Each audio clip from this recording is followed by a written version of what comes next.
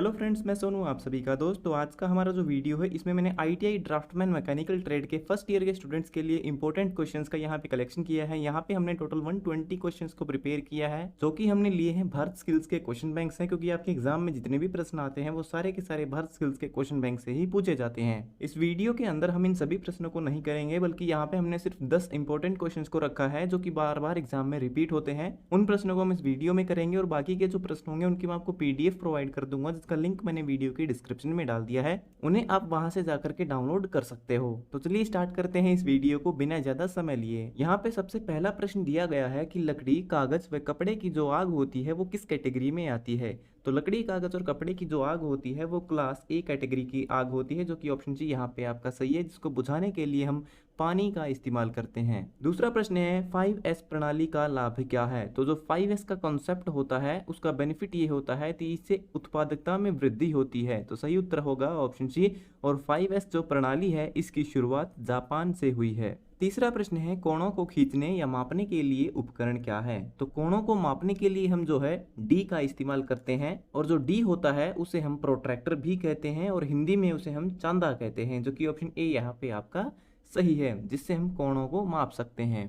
चौथा प्रश्न है वे रेखाएं कौन सी हैं जो कि अक्षैतिज रेखाओं के लंबवत हैं। अक्षैतिज रेखाएं होती हैं आपकी हॉरिजॉन्टल लाइन, जो कि कुछ इस तरह से होती हैं, और इनके लंबवत यानी कि इनके ऊपर एक 90 डिग्री के कोण पर बनी हुई रेखा जो कि लंबवत रेखा कहलाएगी, जो कि इस पर लंब बना रही है। तो ये जो रेखा होगी जो कि ऊपर की तरफ जा रही है इसे हम वर्टिकल लाइन यानी कि ऊर्ध्वाधर रेखा कहेंगे, जो कि ऑप्शन बी यहाँ पे आपका सही है। पांचवा प्रश्न है सर्कल पर किसी भी बिंदु पर केंद्र से दूरी क्या है। तो यहाँ पे हम जो है एक सर्कल बना लेते हैं। एक सर्कल है, उसके ऊपर किसी भी बिंदु पर यानी कि इसकी परिधि है, इस पर किसी भी बिंदु पर केंद्र से जो दूरी है वो एक समान है। यहाँ पे एक बिंदु है तो इसकी दूरी भी समान है, यहाँ पे एक बिंदु है तो इसकी दूरी एक समान है। तो यहाँ पे जो दूरियां बनी हैं जैसे कि ए बी सी, ये सब क्या है, ये सब इनकी त्रिज्याएं हैं यानी कि इनकी रेडियस है। तो सही उत्तर होगा ऑप्शन सी, ये सब इसकी त्रिज्या है। छठा प्रश्न है सीधी रेखा का प्रकार क्या है जो न तो क्षैतिज है और न ही लंबवत है।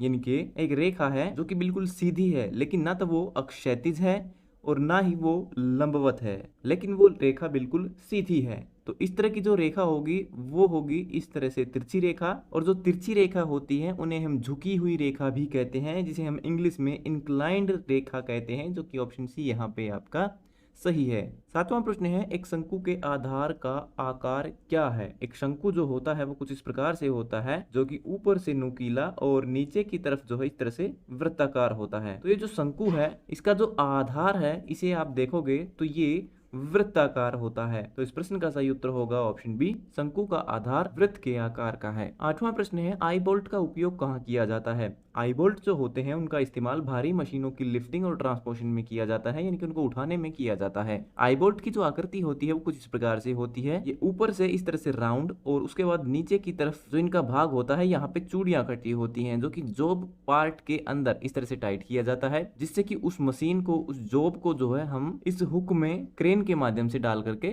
उठा सकते हैं। नौवां प्रश्न है गैल्वेनाइज्ड पाइप स्टील या लोहे के पाइप हैं जो डैश से लेपित होते हैं। तो जो गैल्वेनाइज्ड पाइप होते हैं उनके ऊपर जिंक की परत चढ़ी होती है। तो ये जो पाइप होते हैं ये जिंक से लेपित होते हैं, इसीलिए इन्हें गैल्वेनाइज्ड आयरन पाइप यानी कि जीआई पाइप कहा जाता है। 10वां प्रश्न है बेंट स्निप का उपयोग क्या है। बेंट स्निप मतलब एक मुड़ी हुई कैंची जिसका इस्तेमाल शीट मेटल की धातु को गोलाई में काटने के लिए किया जाता है। तो इस प्रश्न का जो सही उत्तर होगा वो होगा ऑप्शन डी, कर्व लाइनों के साथ शीट को काटना, यानी कि मुड़ी हुई लाइनों के साथ में शीट को काटने के लिए हम बेंट स्निप का यानी कि एक मुड़ी हुई कैंची का इस्तेमाल करते हैं। तो दोस्तों ये था हमारा आज का वीडियो जो हो गया है कंप्लीट। उम्मीद करता हूँ ये वीडियो आपके लिए फायदेमंद रहेगा। अगर आपका कोई और सवाल है तो वो भी आप कमेंट बॉक्स में लिख के पूछ सकते हो। तो मिलते हैं हमारी अगली वीडियो में, तब तक के लिए नमस्कार।